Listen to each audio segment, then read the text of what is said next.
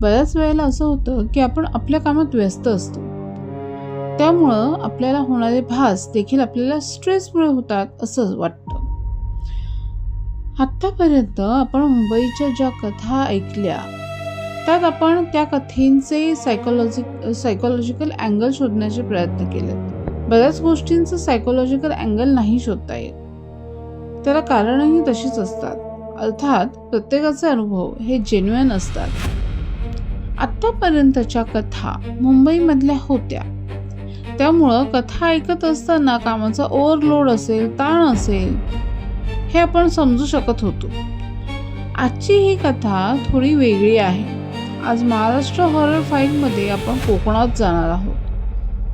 सिंधुदुर्गमधील एका छोट्याशा गावातील एका शिक्षकाची ही कथा आहे. त्यांनी स्वतः भासाभाससोबत शेअर केलेली आहे. आपल्या चॅनलच्या नियमाप्रमाणे आपण त्या जागेचं नाव डिस्क्लोज नाही करत आहोत. ही कथा थोडीशी मोठी असल्यामुळं या कथेचे 2 भाग आहेत. कथा इंटरेस्टिंग आहे, त्यामुळे ती चुकवू नका. अगदी शेवटपर्यंत दोन्ही भाग ऐका. नक्की काय घडलं या कथेमध्ये हे आपण पाहणारच आहोत. पण त्यापूर्वी इंट्रो. आपण भेटतो इंट्रो नंतर. कुठेही जाऊ नका, पाहत राहा भासाभास.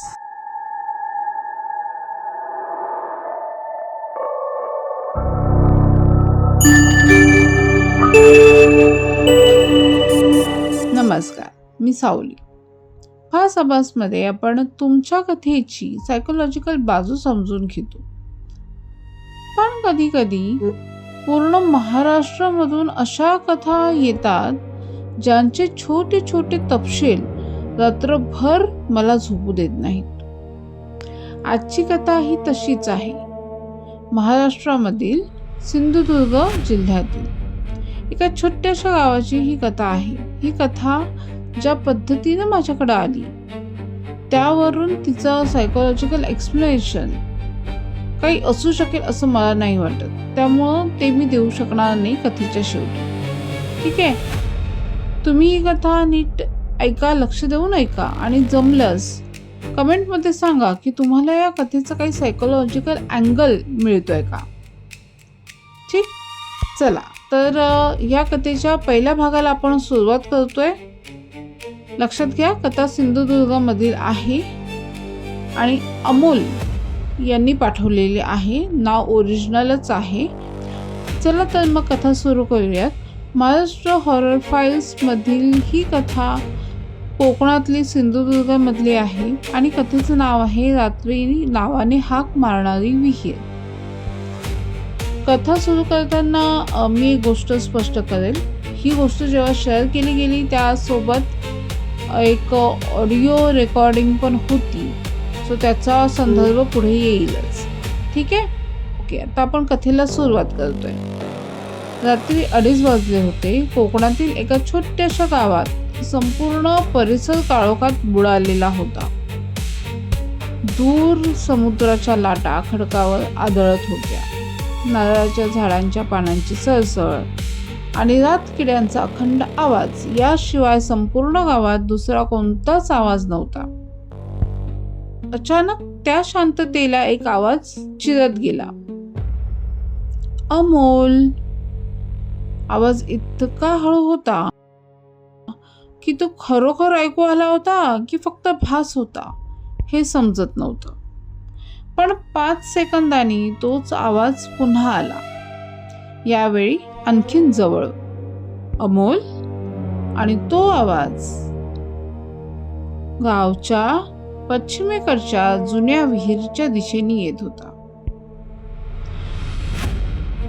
मेलमध्ये असं लिहिलेलं आहे सरांनी की आजही सूर्यास्तानंतर त्या विहिरीकडे कोणी जात नाही.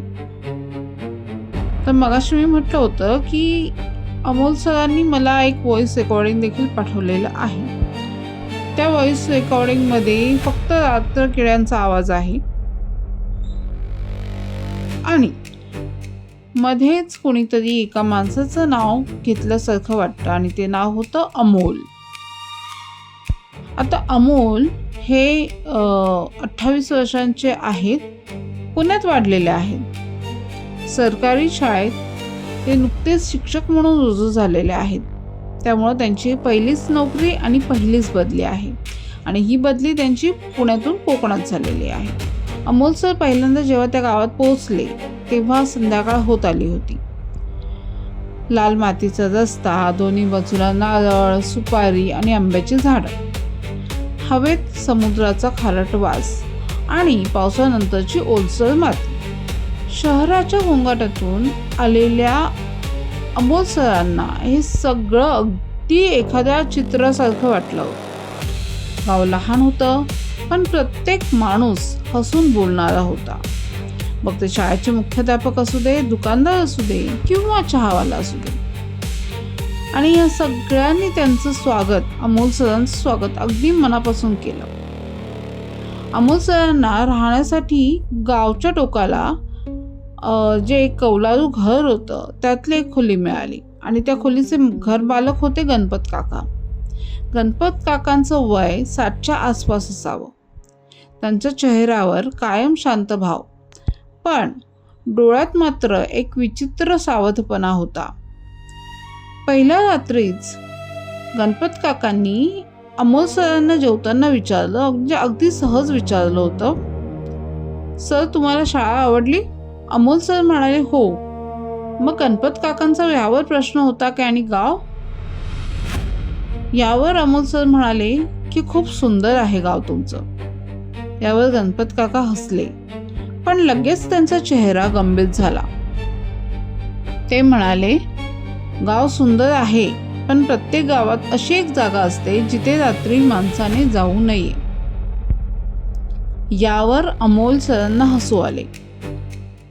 त्यांनी सहज विचारलं, का बरं, तिथे भूतं असतात का? काका त्यांच्याकडे काही क्षण पाहत राहिले. मग अगदी हळू आवाजात म्हणाले, भूत आहे की नाही हे माहीत नाही, पण पश्चिमेकडच्या जुन्या विहिरीजवळ जर कुणी तुमचं नाव घेतलं तर उत्तर देऊ नका. अमोलला हे ऐकून हसू आलं. त्यांना वाटलं गावात नवीन माणूस आला की अशा गोष्टी सांगायची पद्धत असावी. त्यांनी विषय बदलला, पण गणपत काकांनी पुन्हा काहीच रिप्लाय दिला नाही किंवा काहीच संभाषण केलं नाही. त्या रात्री झोपण्यापूर्वी अमोल सर खिडकी उघडून बाहेर पाहत उभे होते. दूरवरून समुद्र लाटांचा आवाज येत होता. आकाशात ढगांमधून लुकवणारा चंद्र होता. नारळाच्या झाडांच्या सावल्या होत्या आणि सगळं इतकं सुंदर होतं की त्यांना मगाचं संभाषण जे काकांसोबत झालेलं ते आठवून हसू आलं. आणि त्यांनी मनातच असं म्हटलं की लोक उगाचच घाबरतात. असं मनात त्यांनी म्हणता खिडकी बंद केली. त्यांना अजून माहीत नव्हतं की काही दिवसात याच खिडकीत उभं राहून ते स्वतः कोणाच्या तरी आवाजाची वाट पाहतील. त्या रात्रीनंतर गणपत काकांनी सांगितलेल्या गोष्टीकडे सरांनी फारसं लक्ष दिलं नाही. त्यांना वाटलं नवीन गाव आहे, नवीन वातावरण आहे आणि पूर्ण शांतता आहे, यामुळे कदाचित असे भास होत असतील. त्या रात्रीनंतर गणपत काकांनी जी गोष्ट सांगितली होती ना त्याकडे अमोल सरांनी दुर्लक्ष केलं. त्यांना वाटलं आपल्यासाठी तर हे गाव नवीन आहे, वातावरण देखील नवीन आहे आणि शांतता पूर्ण आहे. आता जे गणपत काकांनी आपल्याला शेअर केलंय, आपल्यासोबत शेअर केलंय, कदाचित तो त्यांना झालेला भास असावा आणि असं म्हणून त्यांनी सोडून दिलं. दुसऱ्या दिवशी सकाळी ते शाळेत गेले.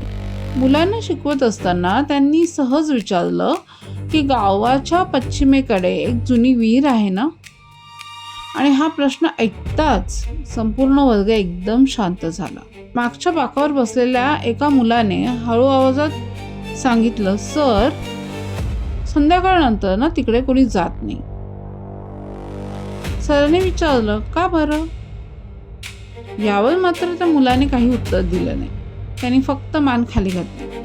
त्याच दिवशी दुपारच्या सुट्टीत अमोल सरांनी मुख्याध्यापकांना सेम प्रश्न विचारला.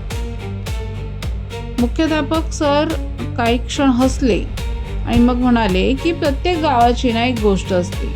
ह्या गावची ही एक गोष्ट आहे ती त्या विहिरीशी संबंधित आहे. म्हणजे लोक असं म्हणतात, रात्री तिथे कोणीतरी नावाने हाक मारतं आणि आपण जर उत्तर दिलं तर जो उत्तर देणारा माणूस असतो ना तो राहत नाही. यावर अमोल सर पुन्हा हसले आणि म्हणाले, सर, आजच्या काळात अशा गोष्टींवर कोण विश्वास ठेवतं? यावर मुख्याध्यापकांनी काही उत्तर दिलं नाही. ते फक्त खिडकीबाहेर पाहत राहिले. त्या दिवशी संध्याकाळी गणपत काका अंगणात बसले होते की अमोल सरांनी पुन्हा तोच विषय काढला. काका, त्या विहिरीची गोष्ट खरी आहे का? काकांनी बिडी विझवली आणि ते म्हणाले, मी स्वतः काही पाहिलेलं नाहीये, पण माझे वडील सांगायचे, रात्री जर तिथून तुझं नाव ऐकू आलं ना तर समज तो आवाज तुझ्यासाठी नाहीये. मग अमोल सरांनी विचारलं, मग कोणासाठी असणार तो आवाज? त्यावर काका म्हणाले, ज्याने उत्तर दिलं त्याच्यासाठी. तेवढंच संभाषण. पुढे त्यांनी एक शब्दही उच्चारला नाही. त्या रात्री साधारण 11 वाजले होते. गावात पुन्हा वीज गेली. संपूर्ण घर काळोखात बुडालं. अमोल सरांनी मोबाईलचा टॉर्च लावला. खिडकी उघडली. बाहेरून हलकासा वारा आत येत होता. नारळाच्या झाडांच्या सावल्या जमिनीवर हळूहळू हलत होत्या. तेवढ्यात अमोल सरांना आवाज ऐकू आला, ठन. जणू लोखंडी बालदी विहिरीवर आदळली. अमोल सर शांत उभे राहिले. 10 सेकंद, 15 सेकंद, मग पुन्हा त्यांना आवाज आला, ठन. यावेळी त्या आवाजासोबतच अजून एक आवाज आला आणि तो अगदी मंद होता पण तरीही स्पष्ट होता. आणि तो आवाज होता अमोल. त्यांच्या हातातील टॉर्च या आवाजामुळे हलकासा शेक झाला, थरथरला. त्यांनी खिडकी बाहेर पाहिलं. तिथं कोणीच नव्हतं. कदाचित कोणीतरी थट्टा करत असेल असं अमोल सरांना वाटलं. पण आवाज त्यांना पुन्हा आला. यावेळी तोच आवाज, जरासा जवळून आला, अमोल. त्यांच्या अंगावर त्या आवाजाने एकदम काटा आला.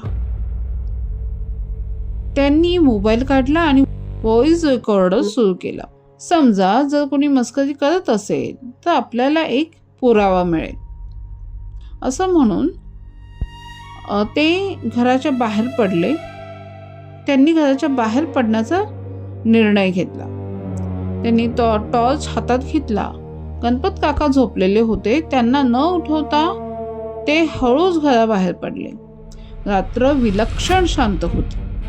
दूर समुद्राचा आवाज होता आणि त्यांच्या पायाखालची चुरचुरणारी लाल माती त्यांना जाणवत होती. गाव संपलं आणि पुढे अरुंद अशी पायवाट सुरू झाली. पायवाटेच्या शेवटी झाडांच्या सावल्यांमध्ये एक गोल दगडी कठडा त्यांना दिसत होता. तीच गावातली जुनी विहीर. अमोल काही पावलं पुढे गेले. त्यांनी टॉर्चचा प्रकाश विहीर टाकला. प्रकाश खूप खाली गेला पण त्या विहिरीचा तळ त्यांना दिसत नव्हता. आजूबाजूला मात्र पूर्ण शांतता होती. अचानक त्यांच्या व्हॉइस रेकॉर्डरवर लाल दिवा अजूनही चालू असल्याचं त्यांच्या लक्षात आलं आणि त्याच क्षणी विहिरीच्या आतून एक कुजबुज ऐकू आली. अमोल. यावेळी तो आवाज त्या विहिरीच्या अगदी खालून आला होता आणि नकळत अमोल विहिरीच्या कडेला आणखीन एक पाऊल पुढे गेले. आता पुढे काय झालं हे पाहणार आहोत आपण पार्ट 2 मध्ये. सलग पार्ट 2 येईलच. ही स्टोरी कुठेही मिस करू नका कारण स्टोरी इंटरेस्टिंग आहे. माझ्या परीने मी सांगायचा प्रयत्न केलेला आहे. तुम्हाला जर खरंच अशा स्टोरीज आवडत असतील तर चॅनलला सबस्क्राईब करा. सायकोलॉजिकल अँगल आपण शोधतो. मुळात उद्देशच आपला तो असतो. पण ह्या कथेसाठी मात्र मला ते शक्य होताना वाटत नाही आहे. पण हरकत नाही. तुम्हाला जर ही कथा आवडली असेल तर लाईक करा आणि ह्या कथेपासून काही अनुभव मिळूही शकतो, म्हणून ही कथा शेअर देखील करा. आपण भेटतोय पुढच्या भागामध्ये. काळजी घ्या.